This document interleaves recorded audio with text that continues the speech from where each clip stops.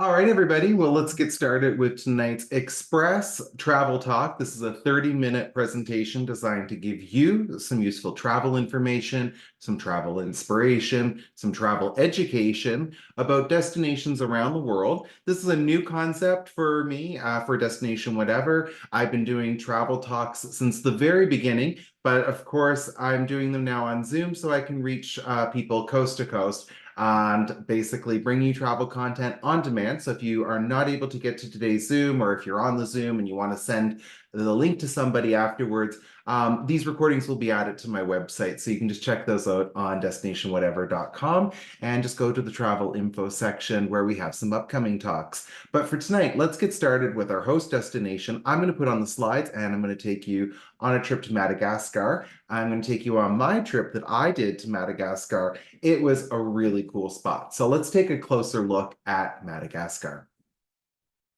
So again, the concept here is called Express Escapes. I know your time is valuable. I'm coming to you for 30 minutes because I think I can take a lot of information and synthesize that information down in 30 minutes. So what my goals are today is to show you what travel to Madagascar was like, to talk to you about what my experience in Madagascar was like, and to give you some information about if you wanted to go to Madagascar, what are some of the steps you could take to turn that into reality. All right. So let's get going. A little bit about me. If you're new to me, perhaps you have just found your way to me on the internet and you're like, who's this guy talking to me about Madagascar? Well, my name's Dave Wentworth and I am a travel agency owner, which also means I do all the work of a travel agent, but I also do all the business owner side of things. And my business is called destinationwhatever.com. I am a Canadian-based travel agent that focuses on connecting travelers with real, authentic experiences around the world. And I come at that with my background from international development. That's what I studied at university. And when I was there, my focus was on sustainable and authentic tourism. In my background, I have traveled to almost 40 countries on 6 continents, and I have over a decade of experience doing what I do, which is helping Canadians coast to coast plan trips, book trips, have memorable experiences, and ultimately help people towards living their finest life. And some passions of mine include language. I love foreign language. I love looking at the English language. I'm really geeky about that. But I also love learning and experiencing cultures, learning about the world, of course, eating food from around the world. I love all of those things. And if you're wondering, well, what sort of trips could I book with this dude? Think of me for your small group tours. I'll be talking to you today about a small group that I did in Madagascar, 12 people. So if you want to go to a country, I can help to find a tour that's available to you and get you set up with that. But maybe an expedition trip, which would be like cruising to outer waterways, polar waterways, off the map, really. Getting into river and ocean cruising. I love that. I love adventure for everybody. I like unique destinations, but I also like the mainstay destinations, and I love custom itineraries. But above all else, I like to provide service that's effective, attentive, and give you what you need so that you can focus on the joy of going on your trip and not the nitty gritty. Do you know the average Canadian spends 25 hours planning a trip? Well, I can give you that 25 hours back because I can do that work, and that allows you to focus on what you're going to pack, what you're going to wear, or just other things that are important to you. Hey, along the way tonight, if you have any questions for me, I won't be able to answer them tonight during the Express presentation, but if you reach out to me on my website, you can submit travel questions to me at any time. So if you're also watching this video on record, you can just make your way on over to destinationwhatever.com, and I have an area where you can click and submit your question to me, and I will give you a personalized response. Also on my website, you can set up a Zoom. I do complimentary 30-minute Zoom. So if you or your friends or whatever the group is, if you want to connect with somebody and just brainstorm and spitball or bounce around ideas, or maybe really sink your teeth in and start planning a trip right out of the gate, whatever your needs are, it would be my pleasure to give you a 30-minute Zoom consultation complimentary. So just reach out on my website and we can make that happen. Again, that starts at destinationwhatever.com.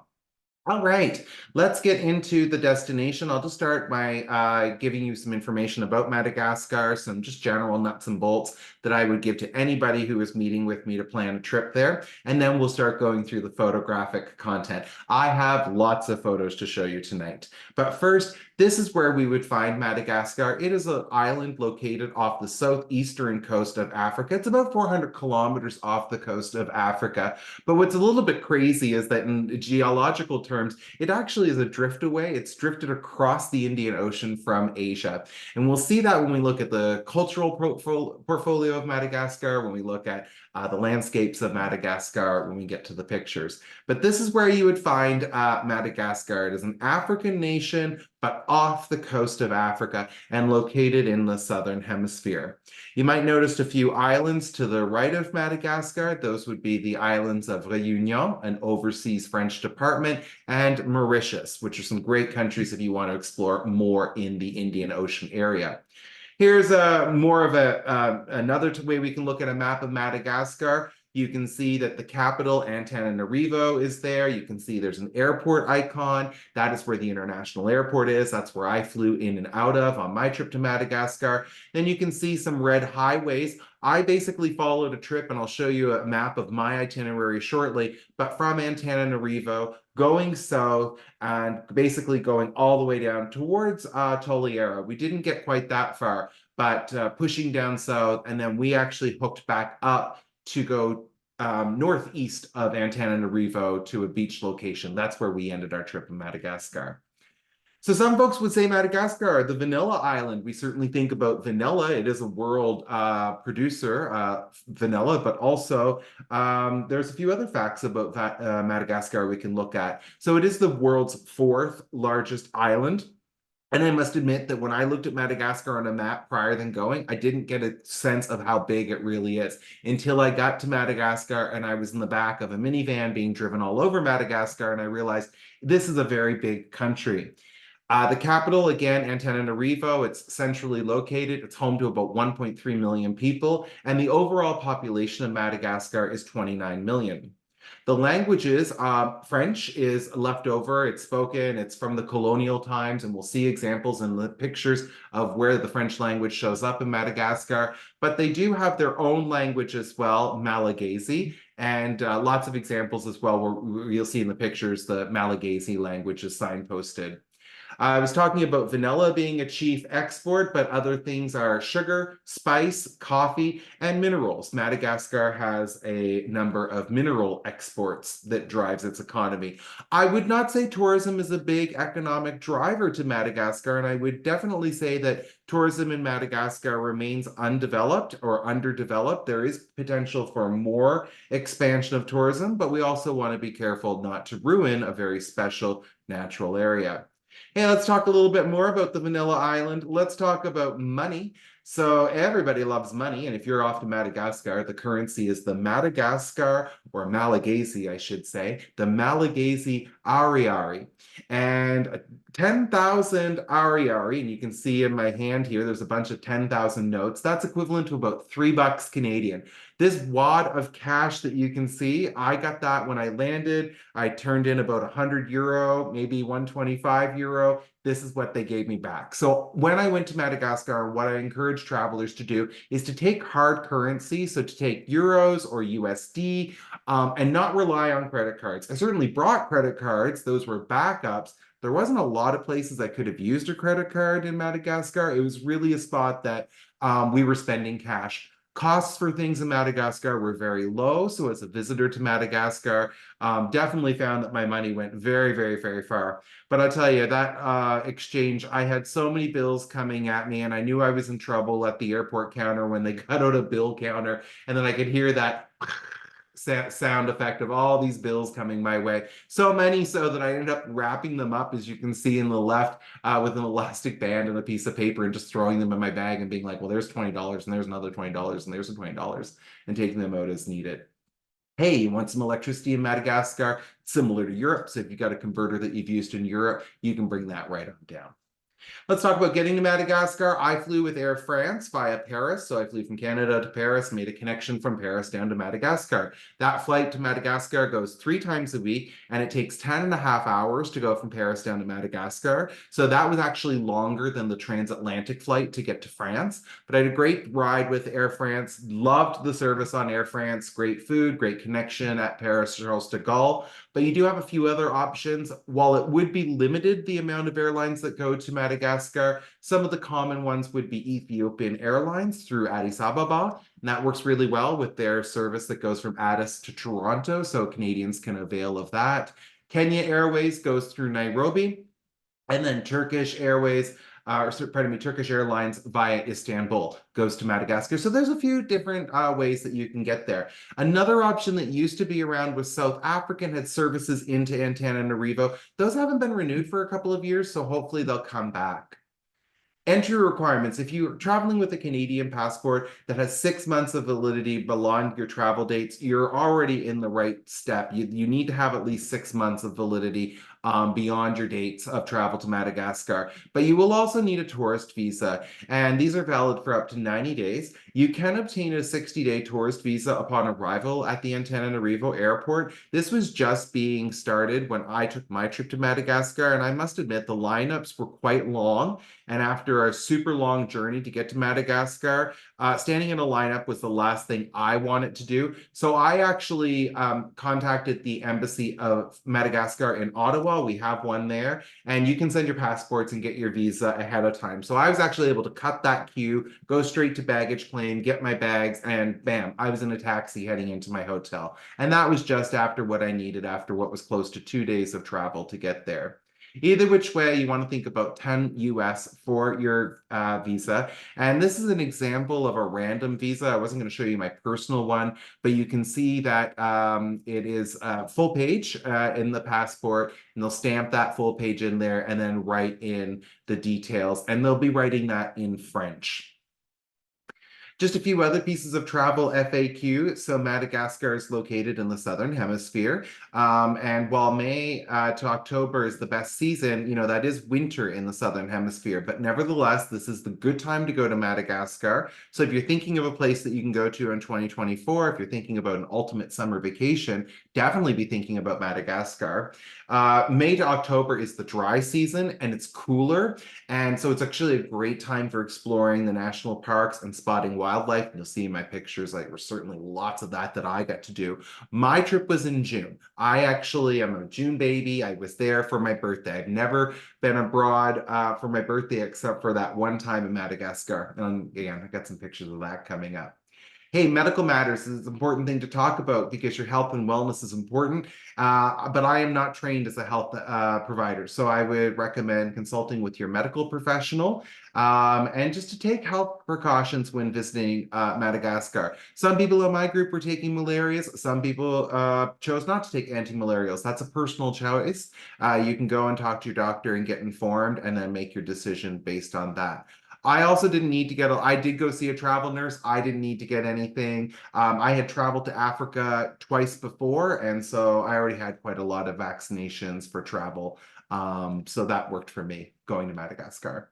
So what I did there was this trip. I did this with Intrepid Travel, who's one of the many different tour operators I work with, but I love Intrepid because they do authentic style, they do small groups, they're about responsible tourism. The projects that they do on the ground to empower people are just phenomenal. And so this is a type of tourism that I feel really good about. And all their certifications, of course, can be read on their website. They have a list as long as could be, but it just goes to show that it's a great company. And so when you are working with me, it's really important when I say that I connect you with the right trip. Part of that is what you desire, but it's also making sure we make a connection with a tour operator or a supplier in destination that supports responsible tourism and supports the destination that we are visiting. We love going to these places, so let's let our tourism be a positive impact for good. So this is the map of the itinerary as it stands now. When I did the itinerary, it was a little bit different, but more or less working our way down from Antananarivo down to Asalo National Park, which was my favorite. Oh, I also like Ranafama. I have a hard time pronouncing all the names of Madagascar. Anyway, and then we actually ended up going to the north. There's an island called Ile Sainte Marie, which was a pirate's island, and we went there. And if you were looking to book this trip right now, the retail price on this comes in at $45.45. That's a retail price before any promos or sales. Certainly at some times of the year there can be sales. So if that's something you're interested in, let me know. We can monitor that for you. The theme of this tour, this was in their wildlife collection. No wonder, because it's Madagascar. It's known for its wildlife. Group size maximum of 12 people. The physical rating was a 3 out of 5. So this was a little bit more than your 2 out of 5 leisurely tour. We were doing some hikes out of here, but we weren't doing anything that somebody with reasonable level of fitness could not do. And we had people on our group that were from their 20s up into senior years, men, women, people from different nationalities, physical types. If you want to do it, you can do it. We all wanted to do these hikes in Madagascar, so we were there for it. But it is a 3 out of 5. Just keep that in mind. Minimum age 15. If you got some youngsters that might want to go, I would love to have gone on this when I was in high school. Take them with you, but they got to be at least 15 to go on the trip. And what's included in this tour is that you're going to get your 13 nights of accommodation, activities, all the transportation's included, quite a number of meals, all the breakfast, quite a few lunches, that sort of thing. All right, let's get started with Madagascar. We've got an express presentation tonight, and I need to hit my foot on the gas pedal. So we're going to start right in Antananarivo. The capital city of Madagascar, like I said, is Antananarivo, but you can call it Tana for short. And it's located quite central, and it's in the highlands of Madagascar. This is a picture of my first breakfast in Madagascar. I had this beautiful tropical fruit smoothie, and I just loved that. And you can see we had a nice pool here as well. So we flew into Madagascar with 2 days before the tour because we knew that it was such a long journey that we wanted to have some time to recover. And this is what my hotel room looked like. So it was very nice. This was under $100 Canadian a night. And this would have been one of your finer hotels in Antananarivo. You can see a great shower facility there, nice and clean. Good sized bed there. The mosquito netting, which is very common in Madagascar. We want to drop the mosquito netting when we go to sleep at night so we don't get bitten by anything. Some travelers take their own mosquito nets if you want, because sometimes at the hotel, the one that they have, maybe there's a hole in it or a tear. And of course, it takes just that one entry point for a mosquito to get in. So yeah, I think I did actually have a collapsible mosquito net that folded down in my bag, and I had that just in case I needed to break it out if one wasn't so good or if a hotel was missing it, that sort of thing. Because I didn't want to get malaria when I was down there. I wanted to stay in good shape so I can enjoy every moment. Speaking of things I enjoyed, this was something I enjoyed. This is Zebu Carpaccio, and I ate this several times when I was in Madagascar. Zebu is a bovine that we find in Madagascar. We'll see that. Loved it. And again, you can kind of get an idea of the French service. The plate's been garnished with a lime that's been cut nicely. We've got some baguette. Of course, we have some cheese. Here's some other food that I had in Madagascar. So I just loved the beer down there. It was called Three Horses. I was a little surprised it wasn't Trois Cheval, en tout cas. And quiche with lardon and nice little salad. So, you know, the food in Madagascar was often quite simple, but good with subtle French influences. So when we were in Madagascar's capital city, we did take a trip just to the outskirts of the city, and you can see this is what that would look like. I was at a former palace that's now a historic site, and it has some great overviews of the countryside outside of the capital. And of course, the thing I loved the most were these red poinsettias that were blooming. So again, even though I was there in the cooler winter season, it certainly doesn't look like winter there at all. Just loving that. I love the cobblestones here. I love the fact that the history was just right in front of us. We could feel how old this place was. And behind my shoulder there is the flag of Madagascar. I wanted to show you this side because this was in Antananarivo, and it was just what caught my eye about it. It's just a sign that brings you into an art. I guess you could basically say an art market. But what I liked is that the Malagasy language is more prominent on the billboards. You see that first, followed by French, and then English down at the bottom. So again, French, very commonly spoken, but that is the colonial language. That is not the Malagasy language. Back into the capital of Antananarivo. Here we are in downtown.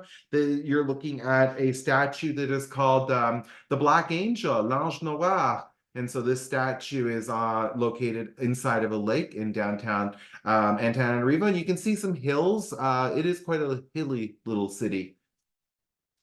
Architecturally, I would not say Antananarivo had anything to write home about, but I also love brutalist architecture. So I was able to see things that I liked looking at. And this is just a morning shot from our hotel room. Just another picture from Antananarivo. You can see that lake in behind the stadium where the Black Angel statue is situated, but also the stadium. So, of course, there are some sports, and we can see the city fanning out from there. Just some other views of Antananarivo before we leave the town. So now we're out of the town. I'm on my tour now, and I'm on my first day, and we're heading out of the city. This was just a town outside of the city. I feel we might have driven about an hour to reach the spot, and I think we just kind of hopped out for a stretch of the legs. But this is where it started to, dawn on me that Madagascar was really special. It was going to be these little villages. Again, there's more people that live outside of the capital than in, so you start to discover a real lifestyle outside of the capital, a real Madagascar. Took this picture because I wanted to show you the road. So this is Route Nationale 7, the main highway that goes south. That's highway number 7 for my English speakers. And you can see a number of bikes on here. I'm not sure what was going on here, but what I wanted to show you was this road. This was like the best part of the road. The road deteriorated after that. Travel in Madagascar was hard. It was worth it, but it was hard. The quality of the roads go down. You're not going 100 kilometers an hour. You've got a lot of hairpin turns. You're slowing down, speeding up. It's a dream. But again, worth it. Love this dude. I don't know where in Madagascar he was, except on the first day of my tour, just selling his produce. Just love the shade he's serving with his face. I just loved seeing real Madagascar. Again, that's intrepid, getting into that real authentic travel. And that's our minivan. If you're wondering what we cruised around in Madagascar, that was it. So again, 12 passengers plus a guide and a driver, so a total of 14 occupants, bags on the back and on the hatch, or sorry, on the roof. This was a town that we stopped in where there was a local market that was taking place. It was just that day for the market in the week. So we stopped in, we walked around, and again had these more real, authentic moments. What I loved in this moment was this woman with the blue hat and that flower. I loved everybody's colors in Madagascar. People made beautiful things from plants that you can extract dyes and from fiber arts. And I just love that. And also, of course, I loved the real life. I just loved seeing this is just they weren't there for us. They were there to have their weekend market. And we just happened to be dropping in and getting a look at what their world looks like. I love the children. They were so fun to interact with. I do speak French, so it was possible to use French language to interact. And if you don't speak French, I think a smile transcends all language barriers. Just love those kids. And then another stop we made on our itinerary was here at the Rano Mafana National Park. And this was our first time going into a national park and getting in to see the nature. And if you just look at that, that looks like a tropical rainforest. And we were going in to see lemurs, which you can see a lemur there in the tree. You can see me, I am Sweaty Betty here, getting all hot and bothered in the jungle, but I do it for you people so I can research these trips. Hey, look, another lemur, another traveler. We did meet other travelers. A lot of travelers to Madagascar are coming from Europe, more Europeans than North Americans. So this was a European group there. But I just pointed out the sign too. It's a Sakit. There's these trails that go through the woods. So even though we were going through an impenetrable jungle, there were some trails that were made for us. And then as soon as we get out of the national park, it's like bam, real life happening in Madagascar. These villages, these towns, these people are there all the time doing their usual thing. Here we can see it's laundry day in the village. Another reminder that we are in a French country as of seeing vehicles like this, which we saw all over the place in Madagascar. But I like this one because of that color. That's a pretty poppin' shade of orange. Another landscape from Route Nationale set as we work our way down, and now we end up in another village. This is a zebu, so that's that picture that I showed you at the beginning when I was eating it raw, sliced finely. Well, this is it alive. The zebu is a national animal of Madagascar. It is a beast of burden. It has this hump on it, a dowager's hump, if you will, that of course they can hook the cart up to. Here I am having a laugh trying to milk this zebu. I don't know if I'd get any milk out of that, But anyway, this is what the zebu market looked like. This is actually a cattle market, so the people had come from all around just to sell and trade bovine or zebus in this case.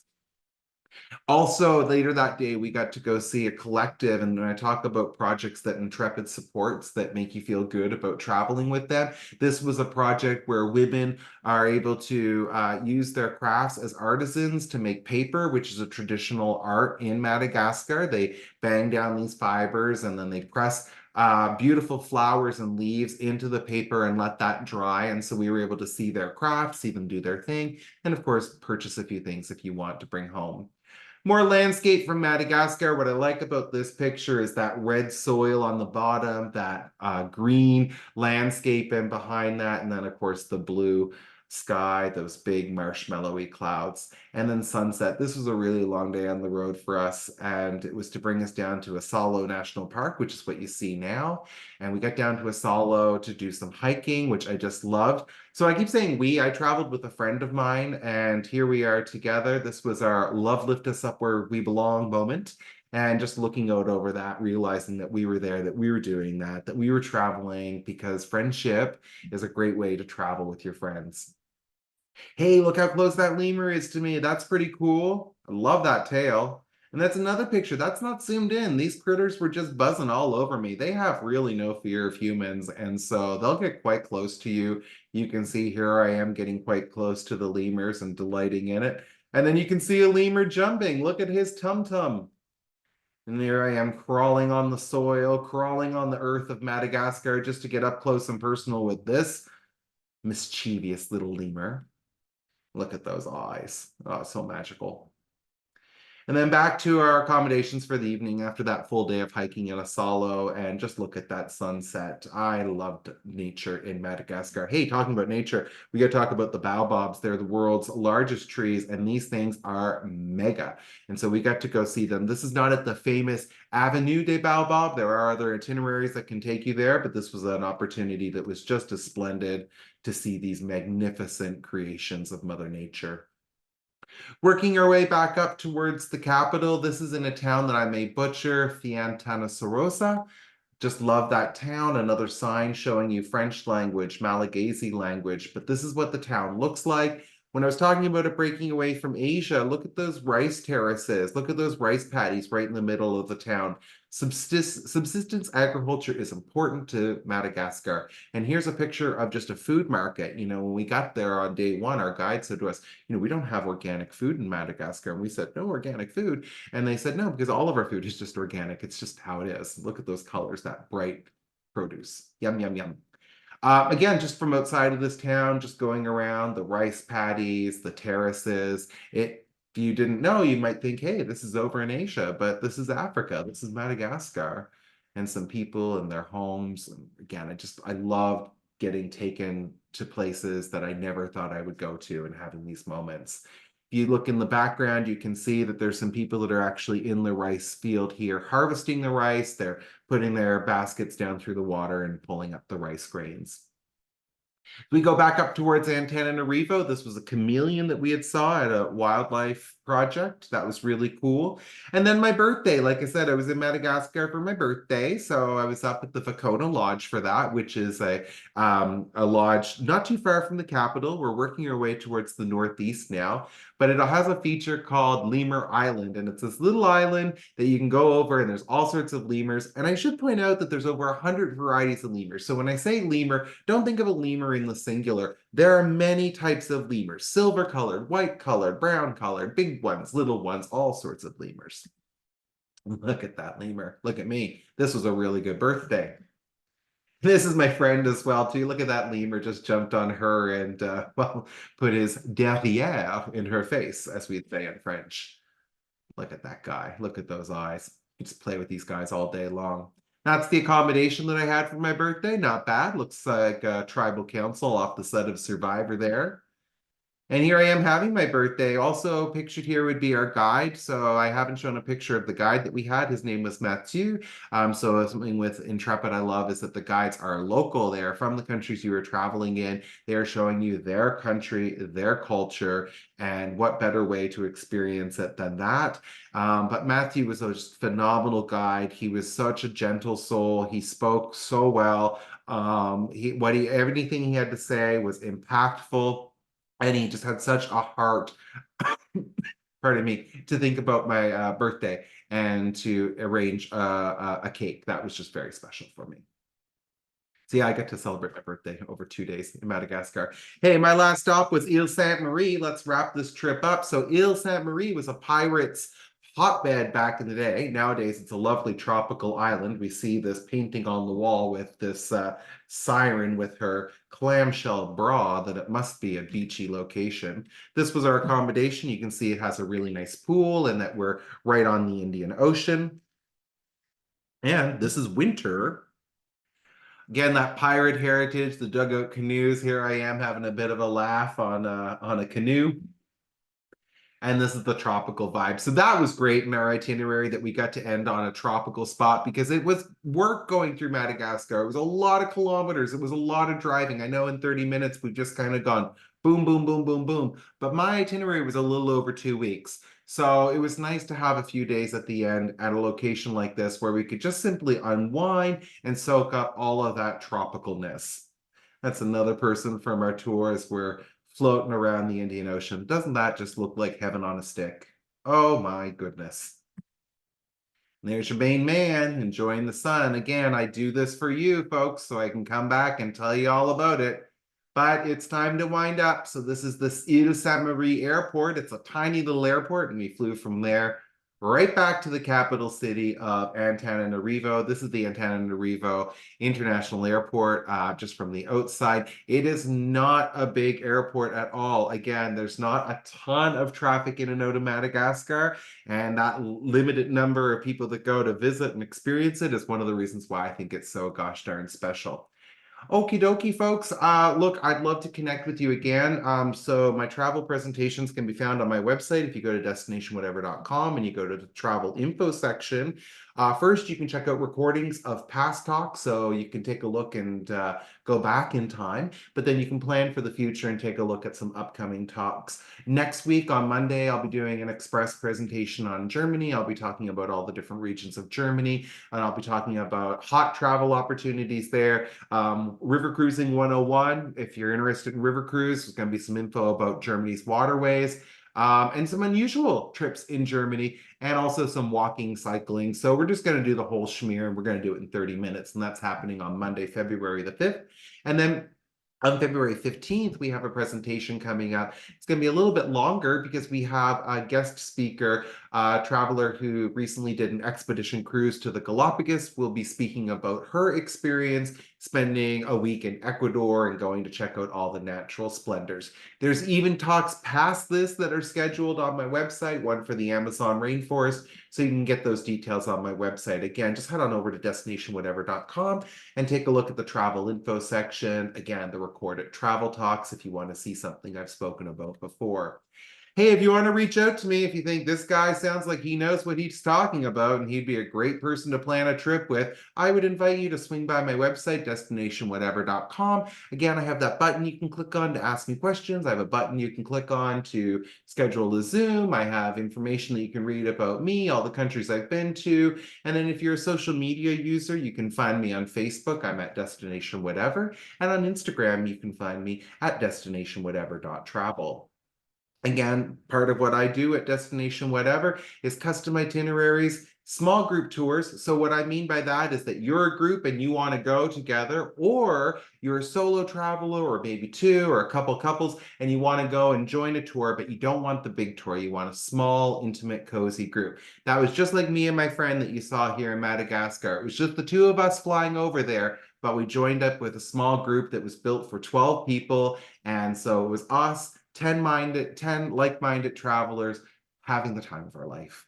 Adventure travel, which I just like to say, adventure does not necessarily have to be going to Madagascar. It could simply be a culinary adventure in Europe. It could be wine tasting in Argentina.